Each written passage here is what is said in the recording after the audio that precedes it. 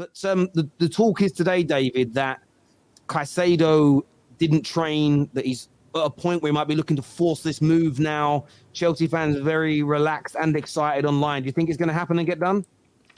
I do think it's going to happen and get done. I just think we've wasted a lot of time because we're just going to end up paying 100 mil in some form.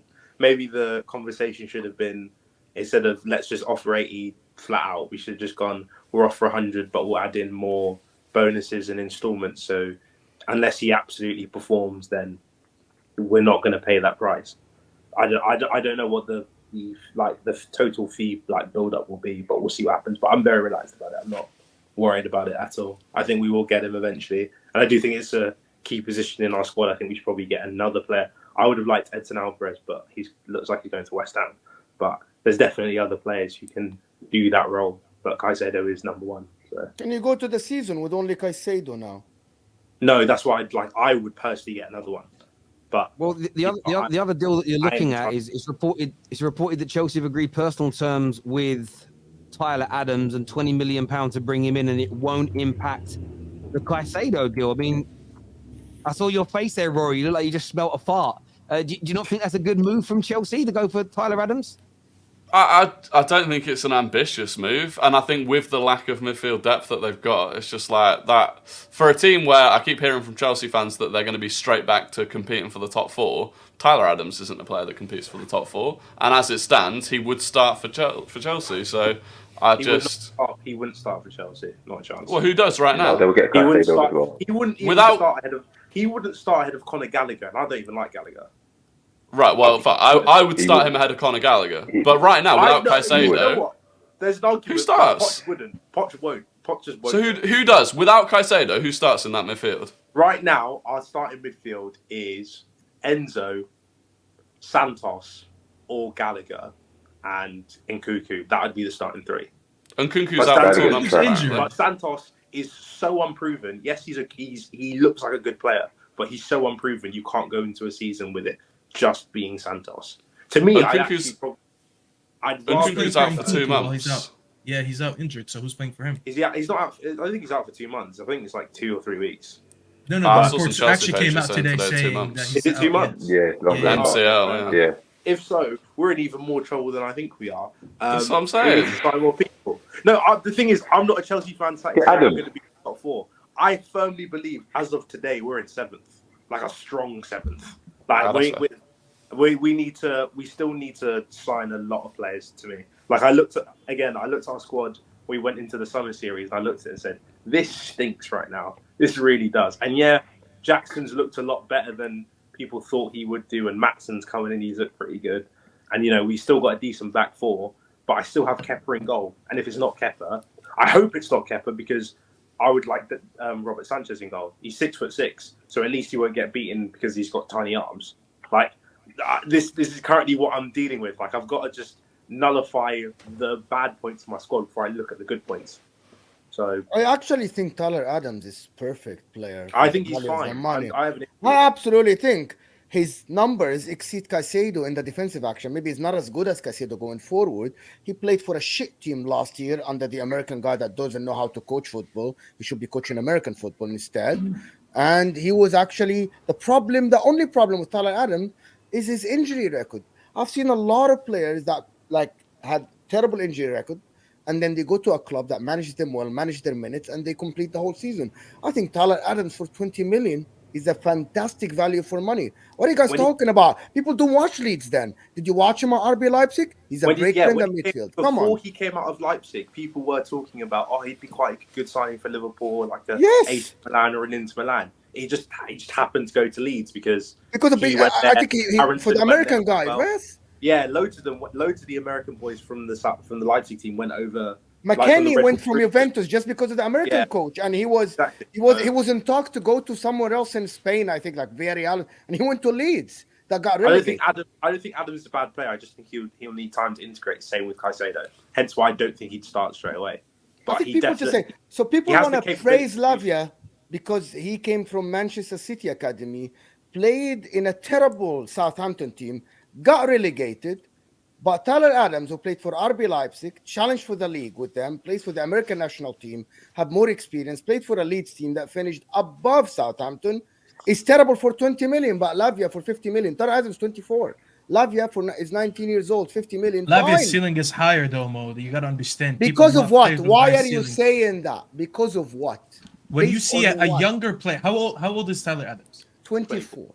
24. Okay, so he's about what, 5 years older than him? First of all, Yes. that 5 years makes a difference. And by the way, I'm not saying my opinion. I'm just saying this is how people look at it. Okay. You're So when he's speaking for the people. No, I'm just saying when he's Go about ahead. 5 years younger and people have seen his potential, seeing that he's a Manchester City academy, and we know the result of a lot of players that came outside the Manchester City academy. They've seen how he played in that Southampton midfield. Yes, they got relegated, but they didn't get. So was he a world because beater of then? him. Did he I'm not saying save he's a them world from beater, relegation? but this is why I said they think he has a higher ceiling. And if when you look at players like that, you think, okay, he potentially has a higher ceiling than someone like Tyler Adams, then I'll pay more money for. It's just a simple. Salzburg, Leipzig's academy is no slouch. Listen, I like very Lavia, serious. but 50 million for a 19-year-old for a ceiling, or you get 20. Chelsea at the moment need a DM, someone to play behind Enzo, like the guy that played for Benfica that made Enzo look like a world beater in the Champions League, right?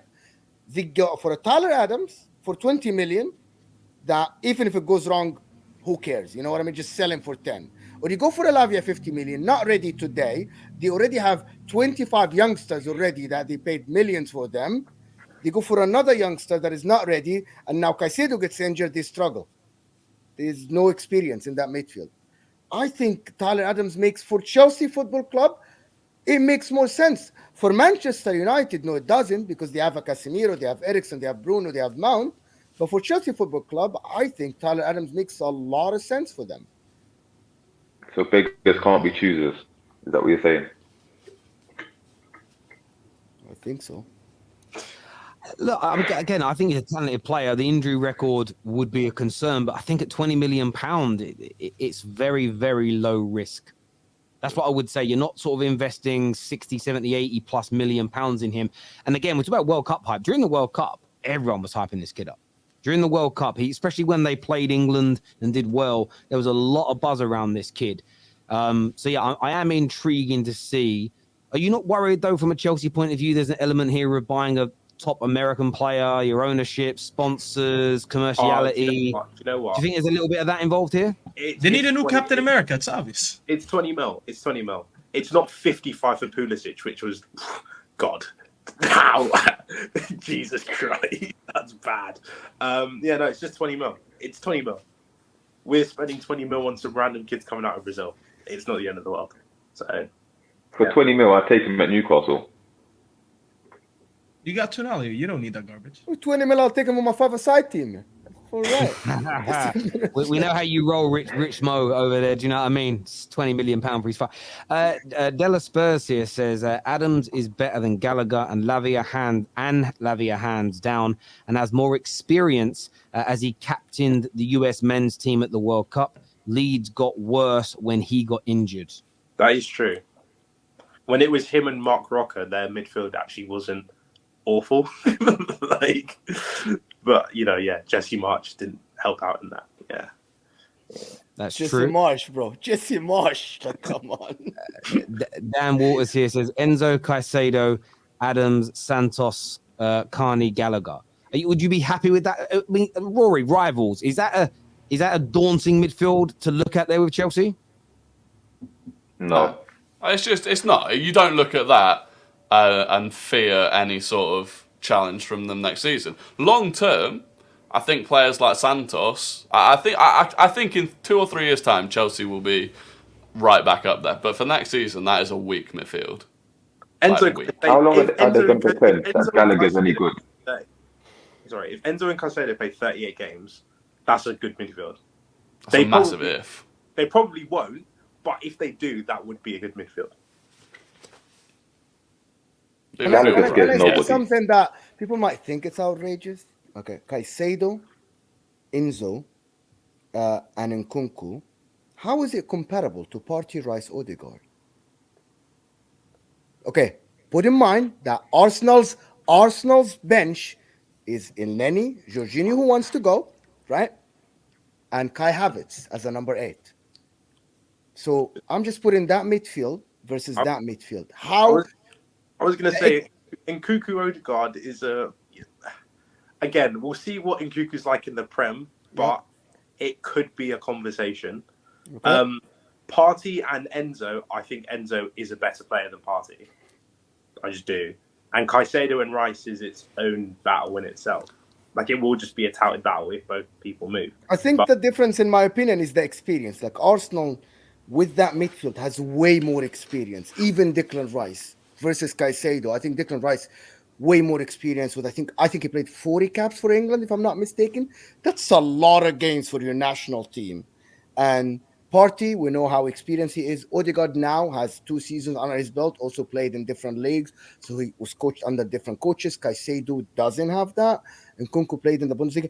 I think in terms of quality, I think they are comparable, but the experience will give Arsenal the edge. Yeah, but both benches are very weak, in my opinion. But why are we ignoring that? He just said Enzo's better than Partey. Well, I'm not going to say that because this is the Chelsea fans, bro. No, it's just like we really just let it slide like that. Yeah, who said that? We just wait.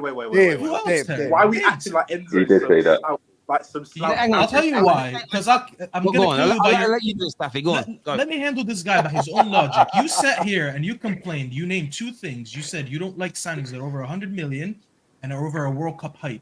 That's what Enzo is. And in the same sentence, you just said he's better than Partey. So how do you not rate that? But at the same time, you just rated him better than Partey based on absolute. Because no, do you know? Again, Terry. I rate Enzo, by the way. When we signed Enzo, I was not on board with it. I said we shouldn't do this. I'd be much better signing 3 people in like different positions and completing the squad. Because I think the way you should build squads is weed out the dead wood, fill it with like good squad depth, and then add quality on top. However, having watched Enzo for half a season, I'm converted. That guy's a baller. He is a serious baller. He is a baller, but what makes him better than like Partey? him. You know what? It's club bias. I just really like Enzo. Okay, I mean, at least you're admitting it. Actually, Enzo should not be compared to Thomas Partey at all. He's the one who did it, Mo. I didn't do it. Yeah. I think Enzo should be compared to Declan Rice. Yes. I think the one that should be compared to Partey is Caicedo, because they are both the base of that midfield. I think Enzo has to be higher. Why we're comparing Enzo to Thomas Partey? I remember you, Dave. I remember you. You're the one who said yesterday you want to see Thomas Partey play higher on the pitch, and Rice is the DM. That's you said that? It's all about thinking. Just because I don't think Rice has the current capability to play more like further up the pitch. I just don't think he does.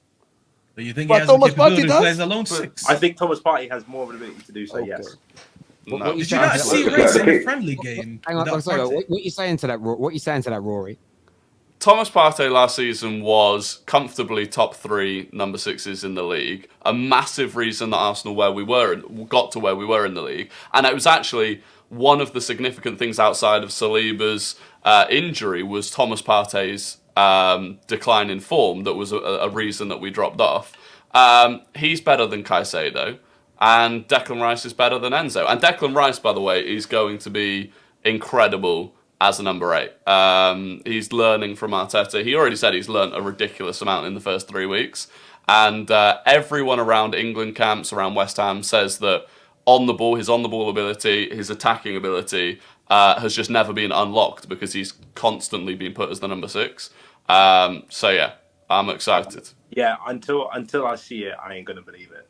Yeah, and until I see Enzo play a full season look good for you, surely you didn't see Enzo last season and see Thomas Partey. I know you're comparing Enzo and Thomas Partey. Surely when you looked at them both last season, you didn't think that Enzo was better and more influential than Thomas Partey? No, but that's no. In terms of, I think as a quality of player, I think Enzo has more to his game than Thomas Partey does. What does that mean? If it's not influencing game, what I'm trying to say is, I really like Enzo, and I think he's better than Partey. There's no real I'm quite a good I'm very. Just say it, Dave. It's not logic. You just like Enzo. You just like Enzo, and you want to say that. As I just said, it's club bias. I really like Enzo, so I'm gonna put him ahead of Partey. That's literally what I said. I literally said that. So fair enough.